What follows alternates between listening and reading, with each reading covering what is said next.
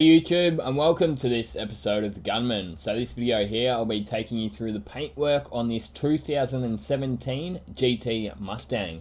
The paint code is 4C0 and the name of the color is Ingot Silver. Now that's just going by the Spectrophoto meter. We'll go a little bit further into the color matching later on in the video. We'll also be doing all the prep work, masking, spraying, and all that fun shit. So let's get into it. First up, we've got to clean the panels down. So we're painting the entire side on this car. You may or may not be able to see there's a slight color difference from the quarter panel to the door, and that's from factory anyway. So the damage was just a slight bit of damage on the left hand front door, and the panel guys repaired that. We primed it up, and yeah, the safest way to do a job like this, especially on a silver, is just to paint the entire side. Brand new car, unsold, so you don't want any telltale signs of refinishing on a brand new car, obviously. So the dealer was happy to pay the little bit extra money to make sure it's done 100% right. Unlike certain jobs, you are sort of stuck to do subpar work, I guess. I mean, the way I see doing some of those spot repairs is if someone has to do it, it may as well be me. At least I can make sure it's been done correctly. You know, there's two ways of looking at it. Like, some people say, oh man, you're rough, you shouldn't be doing that kind of work. And the way I see it is, well, if I don't do it, someone else will anyway. And at least if I do it, I know it's going to be done to the best possible standards. So yeah, won't get too much involved in that because this job is far from a spot repair. So I've cleaned the entire panels down, and I decided to do the color matching to the quarter panel because I'm going to be blending that quarter panel, so I want the color to match what I'm blending into. I've just got my little air powered drill that I turned into a polisher. Pretty awesome little setup. That thing cost me about $66 to set that thing up, so a lot cheaper than most of the mini polishers on the market. And then getting my Standox Spectrophoto meter. Well, the brand of the Spectrophoto meter is actually Acquire. Quite a very handy tool, but they are not foolproof by any means. I'm just going to give you a quick look at some of the information I get when I plug this up to my computer. I'll do a color search.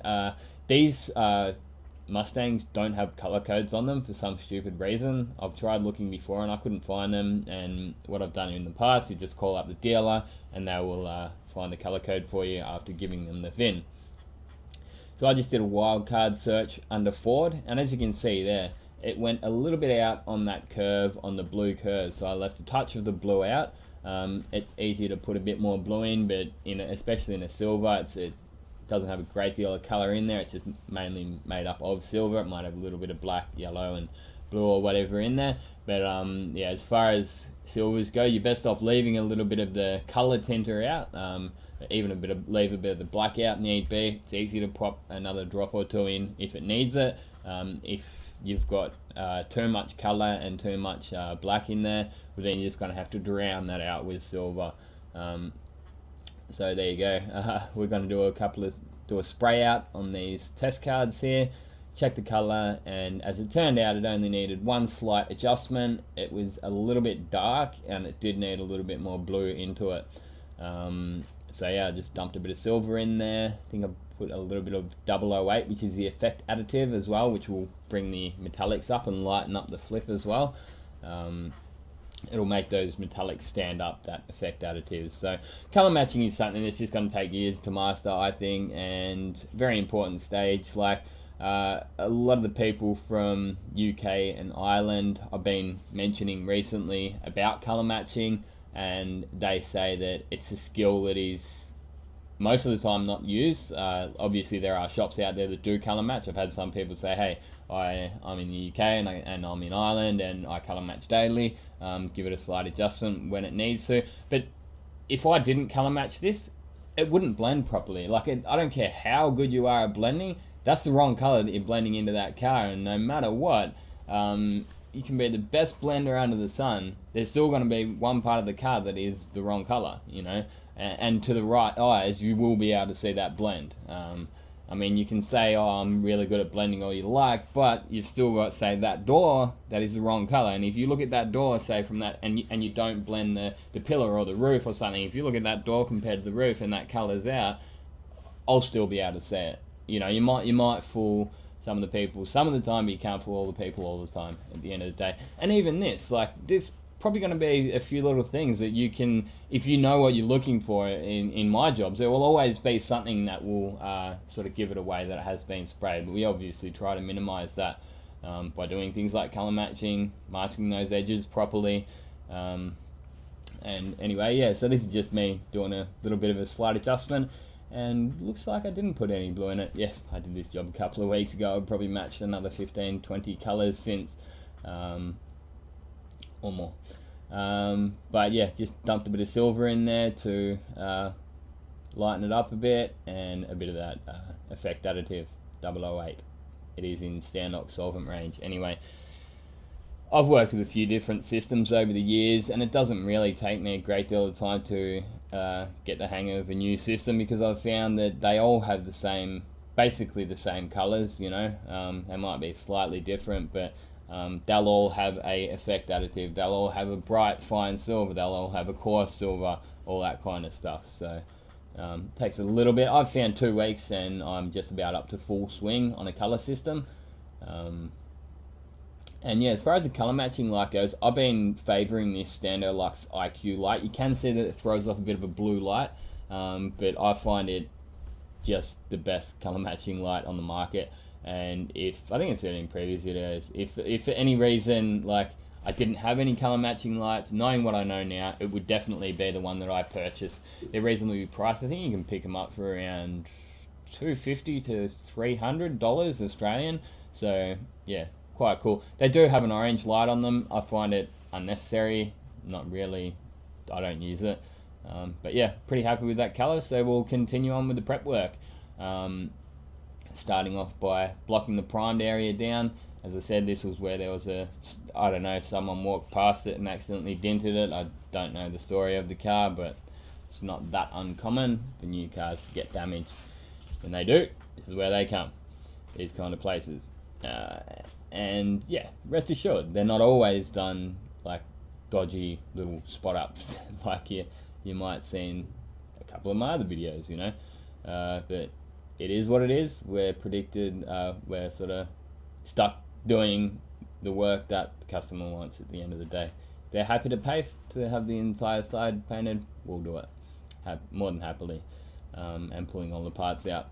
But as you see, just a slight block there. Didn't need a great deal. The repair was quite good. And you may have noticed that I used the convex side of the block to get into that angle. So pretty handy little block I've got there. And that was just 320 grit. I didn't need to go 180 or anything like that, because I was happy with the primer work and happy with the repair. And then from 320 I've just gone straight to 600 grit, obviously being careful that you do remove all of those 320 grit scratches from the block. But say if I had have blocked it with 180 grit, I'd probably go 180 grit and then 400 on the orbital, or even 320 on the orbital to get rid of the 180 grit scratches, and then 600 for a final finish. Final sanding. And I actually 600 grit all my blend areas. There was a couple of times there that I went to 800, and I just went back to 800 because that's how I used to always do my blends on silvers, but I just found it not necessary. 600 is fine enough for me, for my style of painting and for the application methods that I use. So I will be using a bit of a blending agent, and that fills in 99% of the scratches, and then by the time you put your clear over the top, they'll be gone. So yeah, just using a new piece of 600 as I need to. And these Mustangs, I've found them really hard to sand. So I reckon they're like semi-ceramic clear, like an extra hard clear, or they've used some sort of a paint protection after paint work or something like that. But they are really tough to sand. Like if I was to use 800 grit on this to sand, I would have just about gone through half a box just to sand the side of this car down. It's really tough. I probably used a good 8 to 12 pieces of just 600. Maybe not quite so many. Yeah, maybe 8 around that. And that's 600 grit. But yeah, just buzzing down the side, making sure I careful not to cut through, because there's a few lines obviously, and especially depending on the kind of car that it is, they don't always put that much paint on the new cars. Mazdas are the worst for it, and I personally would never buy a Mazda simply for the paint, like these days, because they just don't put enough paint on them. You look at a five or so years old car, especially over in the WA heat of a Mazda, there's like no clear left on them. They're fading. They look absolutely terrible. They're saving, what would it be, like, clear coat's pretty cheap, and the stuff that they use on these production cars is not going to be top of the range Standox or Glazer or anything like that. You're probably going to save yourself $50 to $100 per car. Obviously, over the amount of cars that they paint, they're going to save a lot of money. But if you're paying $20,000 to $40,000 and more for a car, and they're saving $100 just by not putting, it's like, come on, man, sell me a decent product. And Mazda, look, none of them are that good these days. I guess the European cars are actually pretty good. They put enough clear coat on their cars, although the other side of it is that they have a very thick orange peel on them, a very heavy orange peel. It seems that not a great deal of car manufacturers have managed to get the happy medium, although Ford have got a very nice finish on them. Like this Ford here especially has got quite a nice finish on them. It looks really nice, and it probably one of the betters, to be honest. Like, I'm not cutting through straight away or anything like that, so they've got a nice amount of paint on there. So yeah, I don't mind these Mustangs. I reckon they're pretty damn cool. I reckon they got a nice shape to them. I know people are going to hate on me for it, but I reckon they probably look even better than the old school ones in certain ways. Like, I love that big massive hood on it, bonnet, whatever you want to call it. But yeah, anyway, enough talking shit. Let's get back onto the job. So now I'm using 800 grit to go over all the edges, and then to finish that off, I'm going to use a little bit of grey Scotch-Brite. I've been using the two of them lately, so I'll knock most of the orange peel out of the edges with the 800 grit, and then go over the last shiny spots with a piece of grey Scotch-Brite. I've got a little bit of a trick up my sleeve these days also. Like, I use a adhesion promoter / sealer / blending aid, which is called 222S. I mentioned it earlier. So if I was to have missed a tiny little shiny spot, the adhesion promoter should actually pick that up and give me a little bit of bite. So yeah, that's just about the prep work done. Obviously, give it a good dust off when I'd finished doing all my prep work, get it into the spray booth, wipe all the edges down with a clean rag, and as you can see there's like a little speck of like a little black dot or dark grey dot in the OEM finish, and there was also another one up on the quarter panel pillar as well. So not to worry, we were painting the panels anyway, so I just puffed a little bit of base coat over it before I put my clear coat on. And yeah, just using my false edge method on the inside of this door jamb. I've found that for, like, if I was just painting that quarter panel and not painting the door, a back mask is fine as long as you're good at doing it. Peel it back nice and evenly and don't overload your paint. It's all you really need. So if I'm painting the two panels together, yes, I will always do the false edge as you see here. But if I'm just painting the single panel, back mask it, and that's what I'm going to be doing on the top edge of the fender or the guard and the quarter panel. Just back mask it with your tape, peel it back so you got a little bit of a gap there, and just don't overload that paint in there, and you'll get minimal to no edges. Yeah, as I was saying before, these kind of things are actually important and shows the difference between a good painter and an average painter, the one that is spending all these hours puffing and dusting in their edges because they've got great big clear edges in there, or daggy edges and overspraying there. So yeah, I quite enjoy masking, and what actually happened in a couple of minutes is that had some technical issues. So the GoPro filled up, my camera filled up the SD card, so I had to empty some of it onto the work computer. And then when I went to use it again, the file got a little bit corrupted. So I missed out on a little bit of footage, not a great deal. It was actually just applying that 222S that I was telling you guys about before. and wiping the car down with wax and grease remover. So not a great deal that we missed out on. I include that footage in 99% of the rest of my videos anyway, so most of my regular viewers will be quite familiar with that.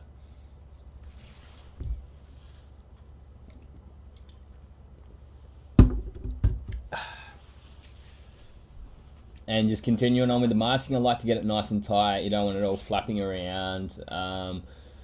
Another thing I've been doing lately before I start to apply my paint is actually tack clothing the surrounding areas of the plastic, the masking. I've said that a few times in recent videos too. Sometimes I do feel like I'm repeating myself a little bit, but the feedback people say, like, because I went for a stage where I wasn't uploading and I just felt like I was going over and over the same thing, and everyone's like, man, just, we miss your videos, get them up. I don't give a shit if you're saying the same stuff again and again. They just want to see new content, and obviously a few little things here. People just say, no matter what, I'll always pick one or two new things up when I'm watching videos. So hey, the way I see it also now is there's lots worse shit you could be watching, sitting down and watching like the Kardashians or whatever other garbage that's spewing up at through TV these days. I don't really watch a great deal of it myself. I'm busy usually on YouTube watching a few of my favorite channels. But yeah, just slicing that plastic out and taping it down. Pretty basic, really. I find it pretty relaxing job. I got my tunes on, got the tunes cranking. I got like this Bluetooth headset that I listen to, and yeah, I've been listening to Google Play Music. It's actually quite good. Cost me like $10 to $14 a month, and it gives me YouTube Red as well, and it opens up a massive library of music. So I don't get advertisements when I'm watching YouTube, but I also support the creators. So a little bit of that money that I pay for Google Play Music goes towards the creators of the content that I consume. So it's good, win-win for everyone, and I highly recommend it. It's one of those things, like, I don't mention it too much on this channel about money, but at the end of the day, if I didn't get any money from YouTube revenue, I wouldn't bother uploading as much as I do. I probably would still do it. Like I was saying to a guy at work one day, I wonder what, like, if I was like a millionaire, would I still make YouTube videos? And yes, I would, but it's like the time and effort you put. Like, I've just dedicated this entire Sunday to making this video and maybe one or two others. The time and effort that goes into it without any sort of a financial reward, you're going to restrict the amount of content that gets up there. So if you don't like advertisements and you like this content, and like, if everyone, like I had one guy saying, oh yeah, I beat it, I'm using ad blocker or whatever.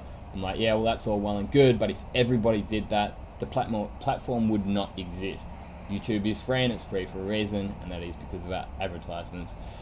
Again, I was just going on a bit of a tangent, talking a bit of shit. Thanks for listening, but yeah, we'll continue on with the job now. So I obviously did wipe the entire job down with wax and grease remover. As I said, I lost that footage. I then sprayed a coat of 222S down over the entire job, the blend areas, and yeah, full panels. It's going to help my color blend out, and it's going to seal. It's like a sealer, it's an adhesion promoter, and a blending agent. It's not really fully designed for what I use it for 100%, but I know that it works, and it works quite well. There's also been a subscriber saying that he tried the method and he was really happy with it. So yeah, it's good stuff. And I'm using the Segola 4600 Extreme 1.3 XL for base coat, and I'm still using this gun. I love it. I love the base coat. It really smashes it on. Yeah. What else can I say? It's got a nice spray fan on it, as you can see, and it's getting the colour on nice. I've never used it for water base because I don't use water base anymore, thankfully. I don't miss it. Like this job here, I walked into the booth with all my guns. I think it was like 4 guns or whatever it was, and I didn't leave the booth until the job was done. So that I've found actually made quite a difference to the cleanliness of the job. Like, I didn't get too many D-nibs in it, and doing that with water base, like you're just going to be standing there for 20 minutes depending on how hot the day is or humid the day is, just twiddling your thumbs waiting for that bloody base coat to dry.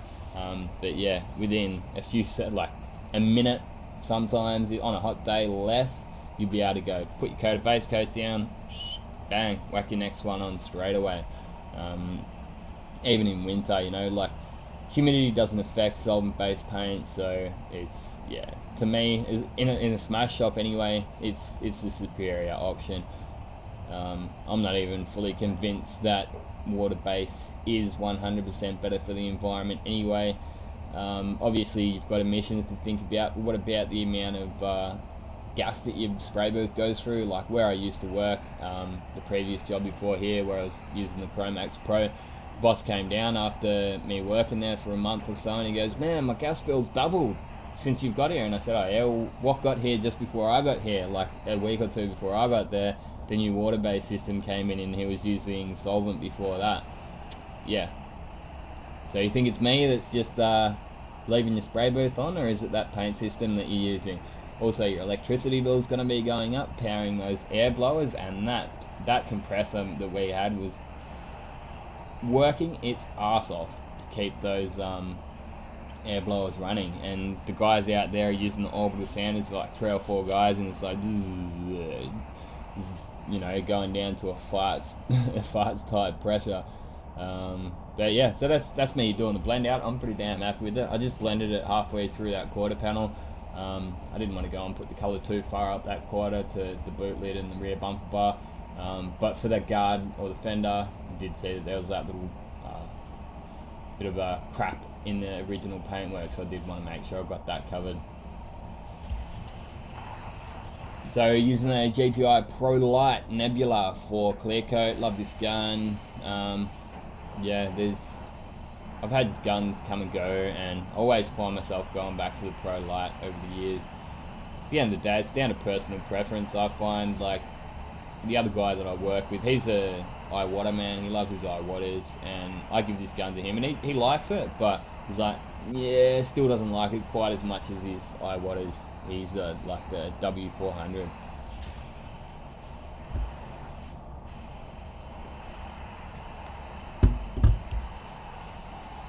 And he sprays like old school, like I used to spray, 20 psi, 21 psi, something like that, so quite low pressure.